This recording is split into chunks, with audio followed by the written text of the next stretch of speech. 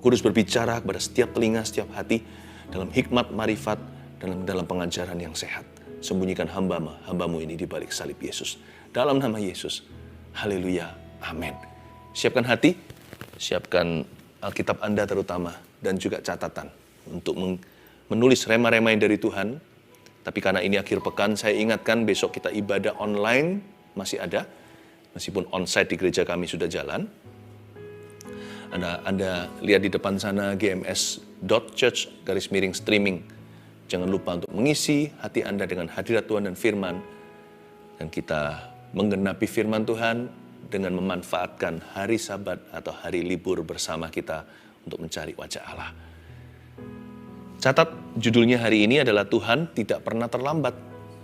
Melanjutkan dari minggu lalu, tetap di perikop yang sama. Bukan dari minggu lalu, dari hari Rabu kemarin, maksudnya saat teduh yang sebelumnya. Saya masih bicara di perikop yang sama, cerita tentang Lazarus dibangkitkan. Betapa kaya kejadian ini. Ada banyak sekali prinsip-prinsip sorgawi yang kita bisa pelajari. Ada banyak iman yang bisa tertular dalam diri kita. Ada banyak mujizat yang akan segera terjadi asal hati kita percaya. Tapi mari kita yakini dulu bahwa Tuhan kita nggak pernah terlambat. Sekalipun 4 hari dia datang telat, Tuhan Yesus tetap tidak terlambat. Dalam cerita Lazarus ini, sekarang pun Tuhan masih bisa bekerja. Dalam hidup Anda, sekarang juga mujizat masih bisa terjadi. Jangan pernah berkata too late atau sudah terlambat, karena tidak ada kata telat dalam kamus Tuhan. Even though he came 4 days later, dia datangnya itu 4 hari terlambat, seolah-olah everything is too late, segala sesuatu sudah lewat, tapi ternyata dia datangnya malahan on time dalam rencana Bapaknya. Malah tepat waktu nih ceritanya. Ayat 17 kita baca sekarang. Maka ketika Yesus tiba, didapatinya Lazarus telah 4 hari berbaring di dalam kubur. Betania terletak dekat Yerusalem, kira-kira 2 mil jauhnya. Waktu Yesus tiba, di mana Lazarus dikuburkan, dia udah 4 hari berbaring di dalam kuburan. Kenapa ya Tuhan kok sengaja telat datang? Kalau kita perhatikan ceritanya memang Tuhan berlambat-lambat. Bukan karena Tuhan itu lelet, atau Tuhan nggak peduli, atau Tuhan mempermainkan perasaan orang. Enggak. Tapi semua itu indah pada waktunya. Jadi Tuhan yang paling mengerti. Kita ini nggak maha tahu. Makanya menurut kita terlambat. Menurut Tuhan tepat waktu. Karena hanya Allah yang maha tahu. Coba saya berikan sedikit alasan mengapa Tuhan datang 4 hari telat yang menurut apa yang kita bisa pahami hari ini ya. Karena kita ini memang kan terbatas daya pikir dan pengetahuan. Manusia itu nggak tahu segala sesuatu. Tapi tahukah Anda bahwa Tuhan datang 4 hari later, 4 hari nanti itu ternyata ada hikmatnya. Itulah point of no return. Seperti yang saya katakan Rabu kemarin, ya kan? Ada sebuah superstisi atau tradisi Yahudi bahwa ketika seseorang mati, roh orang itu seperti gentayangan. Dia antara bumi dan langit belum nyampe ke sorga. Atau belum sampai dibawa Tuhan ke neraka. Gitulah ceritanya. Dia masih berusaha untuk masuk dalam tubuhnya sendiri. Dia masih mau bangun dari tidurnya atau bangkit dari kematian. Ini bukan apa kata firman ya. Sekali lagi ini tradisi orang Yahudi atau superstisi mereka. Jadi setelah 3 hari, roh tersebut baru pergi forever. Point of no return. Disitulah keluarga jadi hopeless total. Ini orang mati beneran. Kalau hari ini di dunia medis sudah pronounced dead. Dokter sudah men-teken tanda tangan dan berkata orang ini sudah meninggal dunia secara sah. Nah, mereka juga begitu. Setelah hari ketiga, ketika rohnya itu ceritanya melihat bahwa tubuhnya sudah nggak bisa dimasukin lagi, wajahnya udah pucat, udah putih, dia pergi. Jadi orang Yahudi tunggu 3 hari. Jadi nggak heran kenapa Yesus bangkit pada hari ketiga untuk menunjukkan bahwa dia sungguh-sungguh mati dan dia dibangkitkan. Yesus mau berbicara kepada orang Yahudi juga, bukan pada kita-kita seluruh manusia di bangsa-bangsa. Tuhan mau Injil mengena sampai ke dalam hati orang Yahudi dan berbicara dalam bahasa mereka. Ya, ini semuanya adalah hikmat saja. Tentunya ada kedaulatan Allah yang kita tidak bisa selidiki kenapa 4 hari. Point of no return. Mereka semua sudah hilang pengharapan. Tapi juga itu adalah the point of deepest grief. Ketika 3 hari kemudian setelah seseorang meninggal dunia, seseorang yang kita cinta, biasanya ketika baru meninggal dunia itu kita masih penyangkalan. Kita masih merasa ini seril, rasanya nggak masuk akal. Benarkah ini terjadi padaku? Biasanya 3 hari kemudian baru yang namanya berkabung dan duka itu tak terhingga terasa di dalam jiwa. Ketika kita tiba-tiba seperti sadar, seperti kita itu menyadari orang yang kucinta sudah mati. Biasanya on the third day, reality bites. Realita itu menggigit pada hari ketiga. Tuhan lewatkan sampai ke hari keempat. Lazarus telah 4 hari berbaring di dalam kuburan. Sudah bau. Udah bau. Jadi nggak ada yang namanya kebetulan. Ini kabar baiknya buat kita. Mujizat yang Tuhan lakukan, sekalipun nampaknya telat atau terlambat, ketika Tuhan nanti laksanakan di hidupmu, adalah sebuah mujizat yang nggak bisa disangkali. It is God's doing, atau pekerjaan tangan Tuhan, tidak dibantu orang. Dan itu juga bukan kebetulan, karena di dalam kamus Tuhan bukan hanya tidak ada kata terlambat, juga tidak ada kata kebetulan di dalamnya. God wants to do something real in you. Sesuatu yang nyata di dalam hidupmu. Nah, sekarang di ayat 19 bunyinya, di situ banyak orang Yahudi telah datang kepada Marta dan Maria untuk menghibur mereka berhubung dengan kematian saudaranya. Ketika Marta mendengar bahwa Yesus datang, ia pergi mendapatkannya. Marta langsung lari. Ini si Meme. Marta ini adiknya Maria. Ya, Maria itu taciknya. Tapi kita nggak tahu apakah Lazarus itu anak tertua atau anak termuda. Si sulung atau si bungsu. Pokoknya sulung atau bungsu, kehilangan mereka terasa banget. Kalau kehilangan adik yang paling kecil kan kehilangan baby in the family. Kehilangan koko yang paling tua kan kehilangan tudung rasanya. Ketika Marta mendengar bahwa Yesus datang, ia langsung pergi mendapatkannya. Tetapi Maria tinggal di rumah. Maria sebagai tacie, sebagai cici yang paling tua, dia betul-betul terpukul sekali. Dia tinggal di rumah, ini seperti suatu postur berduka. Dia nggak berkutik, dia nggak bisa, nggak kepingin kemana-mana lagi. Hatinya gelisah setengah mati. Kayaknya mau mati sama si Lazarus, kalau bisa ikut di kuburan bersama dengan dia. Ayat 21. Maka kata Marta kepada Yesus, Tuhan, sekiranya engkau ada di sini, saudaraku pasti tidak mati. Coba perhatikan kalimat ini. Tuhan, sekiranya engkau ada di sini, saudaraku pasti tidak mati. Kedengarannya seperti ada sedikit rasa kecewa di dalamnya, diselipkan dalam kalimat tersebut. Anda kerasa nggak waktu dia berkata, if you were here earlier, kalau engkau datang lebih dini, Lazarus pasti nggak mati. My brother itu pasti masih hidup hari ini. Why did you come late? Kenapa kau datang telat? Kenapa engkau tiba terlambat? Tuhan, sekiranya engkau ada di sini, saudaraku pasti tidak akan mati. Memang dia nggak kepahitan atau Marta juga tidak berani kurang ajar terhadap Tuhan Yesus. Dia dengan hormat sih. Karena itu kan kemurahan, bukan haknya dia. Dia ngerti. Dia hanya mengandai-andai. Sebenarnya, tahu nggak? Ada banyak sekali kesedihan dan stres dalam hidup kita itu bukan berdasar fakta. Tetapi berdasarkan imajinasi what if. Andaikan, sekiranya. Kata-kata itu nggak selesai-selesai. Seperti kita itu menggali sumur, seperti kita itu digging the wells of supposition dalam bahasa Inggrisnya. Seperti seolah-olah kita itu menggali sumur, I suppose, andaikan, jikalau, seandainya, sekiranya. Orang yang selalu pola berpikirnya itu begitu, dia akan selalu minum dari sumur yang dia gali itu, sumur seandainya, sumur sekiranya itu, selalu dia akan minum air penyesalan. Selalu dia akan minum pahitnya sesal hati. Jangan gitu ya pola pikirnya ya. Look forward, look upward, lihat ke atas, lihat ke depan. Seandainya atau sekiranya itu tidak ada akhirnya atau tidak ada akhir kata. Seandainya dan sekiranya itu tidak ada tutup kalimatnya. Jadi jangan pernah Anda terpancing untuk berkutat di sana. Pikiran Anda terfokus ke situ. Kepada imajinasi yang tidak kudus. Andaikan, tahu gitu.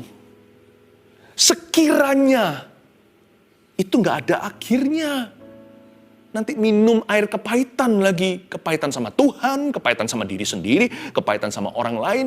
Karena kita yang berpikiran demikian, selalu imannya pupus.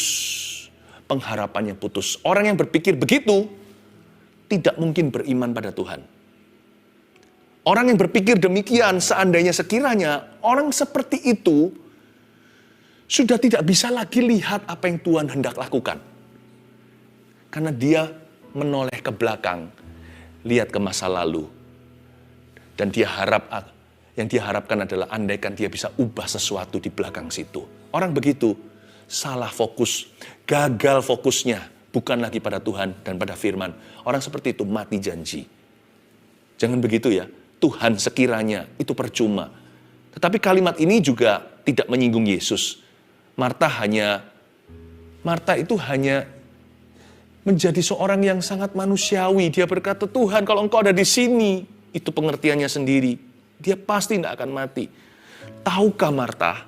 Oh juga begini, saya ingin ngomong sama Anda. Bukan hanya Marta, tahukah Anda dan saya bahwa di hadirat Tuhan, kematian tidak lebih kuat, tidak lebih susah untuk dibatalkan atau dipatahkan daripada sakit penyakit.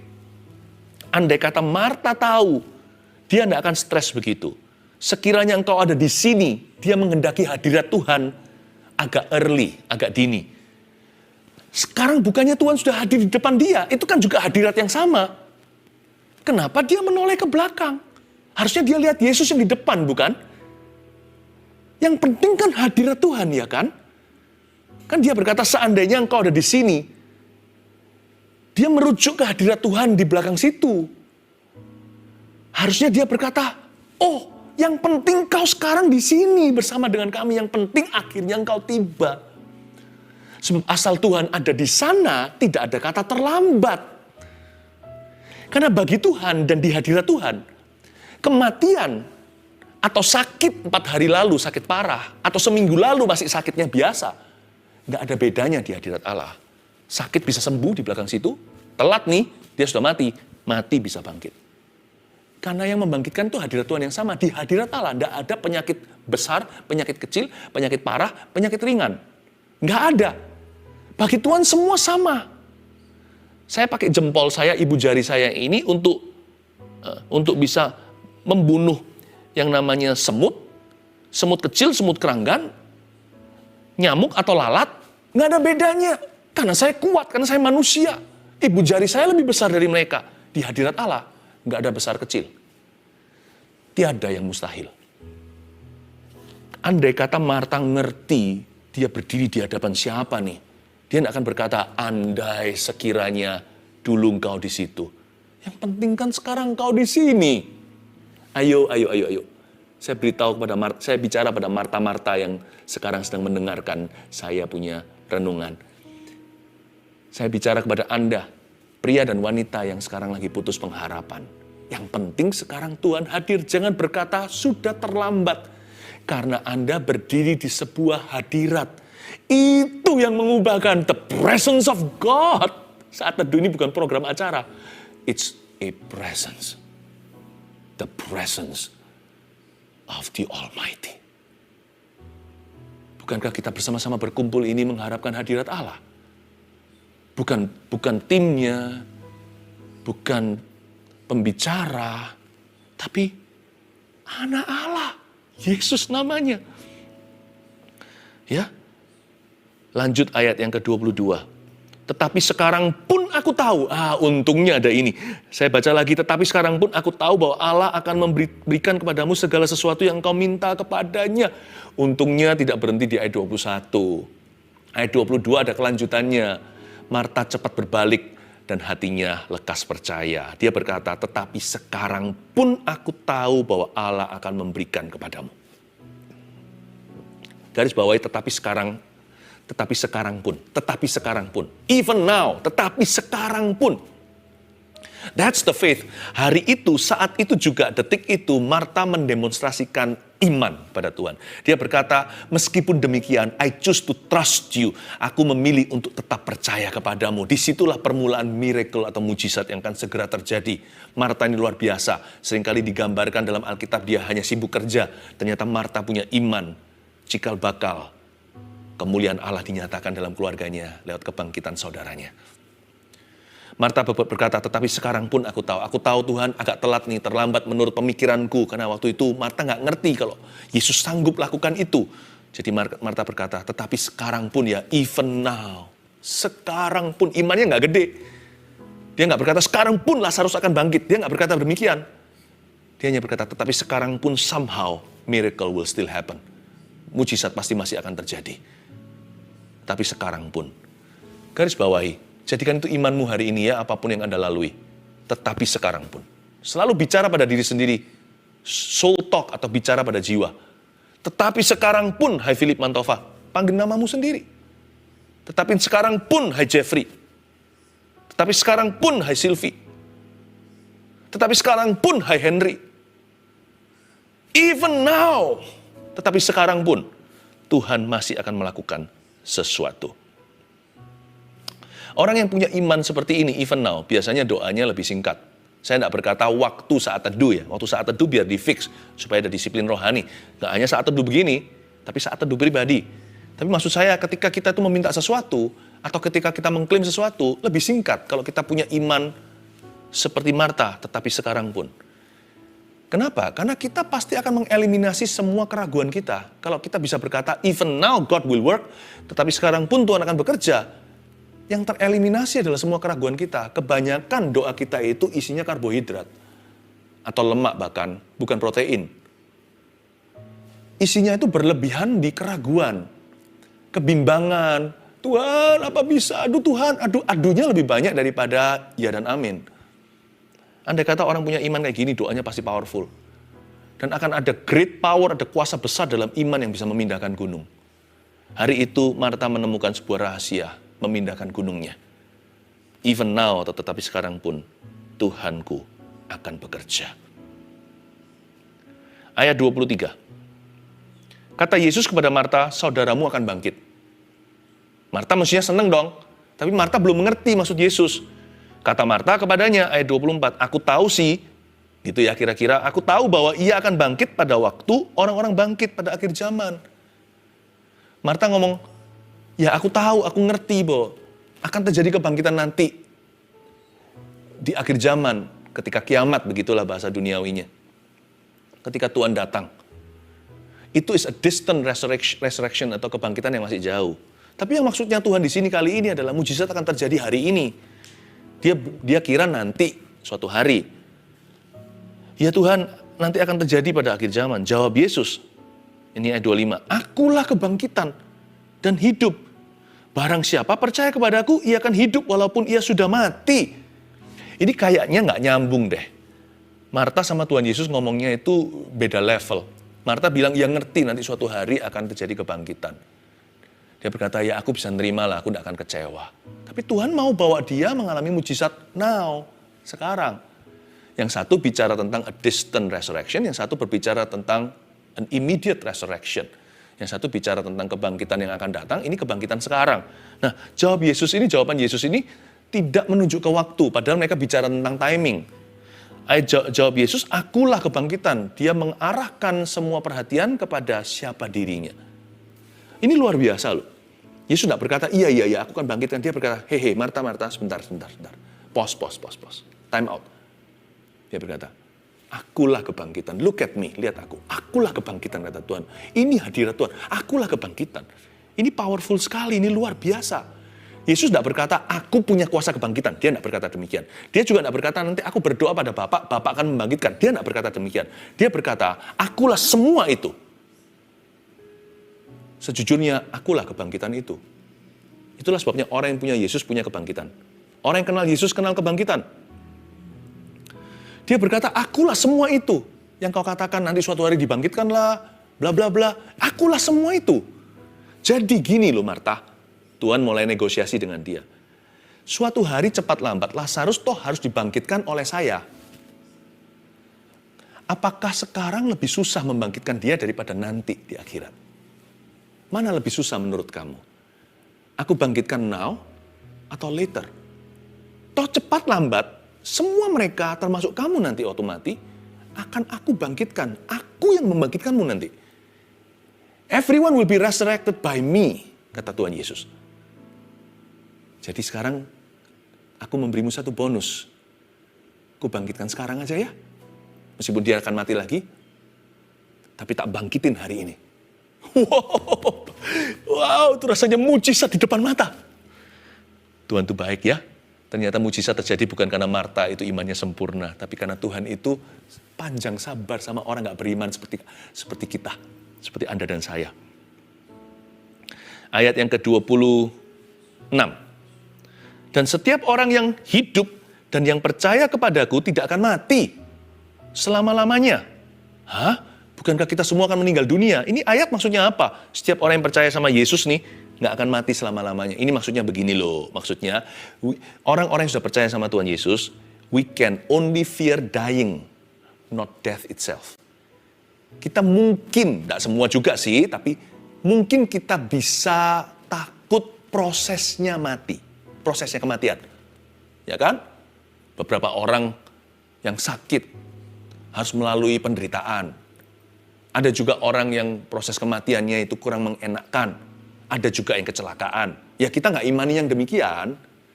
Tapi kan kita nggak tahu hidup ini. Kita harus selalu siap sih ketemu dengan juru selamat kita. Ketemu dengan yang maha kuasa. Ya kita bisa worry. Itu manusiawi sih. Akan proses kematian itu sendiri. Tapi kita nggak usah takut lagi akan kematian itu sendiri. Siapa nggak takut sih kalau naik pesawat terus jatuh gitu? Kalau apalagi orang yang takut ketinggian, kita nggak imani loh ya sekali lagi. Tetapi kematian itu sendiri tidak mengerikan. Karena bagi orang yang sudah percaya sama Yesus dan hidupnya di dalam dia, death, kematian itu bukan lagi killer, tapi usher. Tahu nggak? Kematian itu bukan lagi killer atau pembunuh, pembinasa. Kematian itu bukan lagi teror. Bagi orang yang belum percaya Yesus, kematian adalah permulaan teror. Tapi bagi orang yang percaya Yesus, kematian adalah akhir teror. Hidup di dunia ini penuh teror. Tapi bagi orang yang di luar Yesus, permulaan teror itu has just begun. Baru ronde 1. Jadi kematian bukan killer, kematian itu ushering me, meng-usher kita masuk ke dalam sukacita Bapa selama-lamanya. Oh haleluya, itu yang dimaksud dengan setiap orang yang hidup dan yang percaya kepadaku nggak akan mati selama-lamanya. Ayat 27. Lalu sebelum ayat 27, ayat sebelumnya, kalimat sebelumnya, percayakah engkau akan hal ini? Langsung Tuhan akhiri debat. Tuhan tidak tertarik dengan perdebatan. Makanya Tuhan langsung berkata, kamu percaya nggak? Udah gitu aja. Make it simple, ya atau enggak. Tuhan tidak membutuhkan imannya Marta, tetapi Tuhan sedang mengajak dia untuk kerjasama supaya dia bagian dari cerita kemuliaan Allah, bukan dari cerita orang yang nggak percaya lalu Tuhan buktikan salah. Karena itu Tuhan terakhir berkata begini dari hati kasih, percayakah engkau akan hal ini? Mengakhiri segala debat. Marta, ada banyak hal nggak bisa masuk rasiomu, bukan berarti tidak pakai akal budi loh ya. Satu titik kita harus berkata, I believe, even though I don't see. Sekalipun aku nggak melihatnya, aku percaya. Dan puji Tuhan, endingnya bagus. Ayat 27 bunyinya begini, jawab Marta, untungnya, ya Tuhan, aku percaya. Ya Tuhan, aku percaya, itulah resepinya kemuliaan Allah. Bahwa engkaulah Mesias anak Allah, dia yang akan datang ke dalam dunia. Lalu tak lama kemudian, bangkitlah Koko atau adiknya si Lazarus itu. 3 poin sederhana saya berikan kepada Anda. Dari rangkuman yang kita bahas ayat per ayat, Tuhan gak pernah terlambat. Oleh karena itu ini aplikasinya. 1, hati jangan lekas kecewa. Katakan pada dirimu sendiri, siapa tahu mujizat masih akan terjadi. Siapa tahu sebentar lagi. Jadi jangan lekas-lekas kecewa. Hati itu jangan gampang berkata, aku kecewa sama Tuhan. Karena Tuhan kita tidak pernah terlambat, sekalipun dia datang telat. Sekalipun dia kelihatannya terlambat. Tapi Tuhan tuh ngerti. Dia tahu tradisi, dia tahu superstisi, dia ngerti seluk-beluk hati. Dia tahu apa yang terbaik bagi Anda dan saya. Dia nggak hanya memberi kita secara fisik, dia memperhatikan nilai iman kita. Yang pasti Allah kita tidak pernah terlambat. Jadi hatimu jangan lekas kecewa. 2. Iman jangan mudah goyah. Pengakuan imanmu itu jangan dilepaskan. Terus diakui di mulutmu, terus diyakini di hati. Sebab dengan hati kau percaya, dengan mulut kau mengaku. Jangan lepas. Sebentar berkata, I believe in you, ya Tuhan aku percaya. Lalu kemudian berkata, aku percaya dapat apa? Mana Tuhan kok nggak dengar doa? Jangan diubah, jangan pelin-pelan di lidah. Iman itu jangan mudah goyah. Tapi Pastor Philip, kalau kita iman ini nggak terjadi gimana? Oke, saya kasih resep ininya ya, backupnya ya. Ini pun bukan backup iman sih. Ini evolusi iman. Jikalau nggak terjadi mujizat itu bagaimana? Anda ingat surat Paulus nggak? Dia berkata bagaimana? Dia berkata begini, maka tertinggallah ketiga hal ini. Iman, pengharapan, dan kasih. Persis itu kronologinya. Maka tinggal ketiga hal ini. 1 Korintus 13 tepatnya. Iman, pengharapan, dan kasih. Dan yang terbesar diantaranya ialah kasih. Oke, saya ajak kita matematika. Evolusi iman seperti apa? Jikalau iman kita itu nggak goyah, tapi nggak terjadi yang kita imani, biasanya kita downgrade. Seolah-olah downgrade nih. Kita silang iman, tinggal pengharapan. Kita berharap ya semoga Tuhan menggantikan. Atau semoga Tuhan masih kabulkan. Iya kan? Tapi kalau masuk surga jangan semoga-semoga. Itu kepastian. Keselamatan itu blessed assurance atau keyakinan. Saya bicara tentang janji-janji yang sementara. Yang sifatnya di dunia ini flesh and blood. Darah dan daging. Kalau iman jatuh satu level, itu ke pengharapan. Lalu jatuh satu level lagi, pengharapan kita nggak terjadi nih. Biasanya kan jatuh di level terendah. Itulah bottom rock atau itulah batu karangnya. Kasih tanpa syarat. Malahan Paulus berkata yang terbesar malahan kasih itu. Iman mujizat, pengharapan mengharapkan. Semoga masih bisa terjadi. Kasih. Kita bisa berkata Tuhan memberi, Tuhan mengambil, terpujilah nama Tuhan. Itu karena kasih Tuhan dalam diri kita yang tak putus-putusnya. Jadi sebenarnya jangan takut. Kalau beriman ngejos saja. Saya kalau beriman 100%. Saya kalau doain orang sakit saya 100%. Sembuh nggak sembuh, saya bukan Tuhan.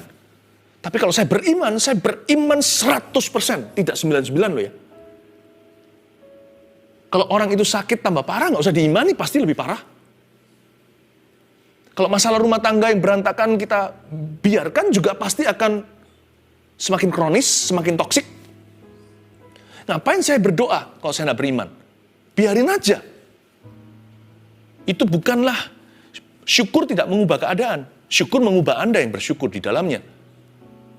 Tetapi iman yang mengubah, iman yang mengalahkan dunia. Kalau saya beriman, baik itu kondisi emosi, kondisi spiritual, kondisi peperangan rohani, rumah tangga, sakit penyakit, pekerjaan, terobosan keuangan, terobosan karir seseorang, atau perubahan hidup, perubahan situasi, perubahan keadaan, penyataan Allah, jawaban doa. Kalau saya beriman full gear, tancap gas.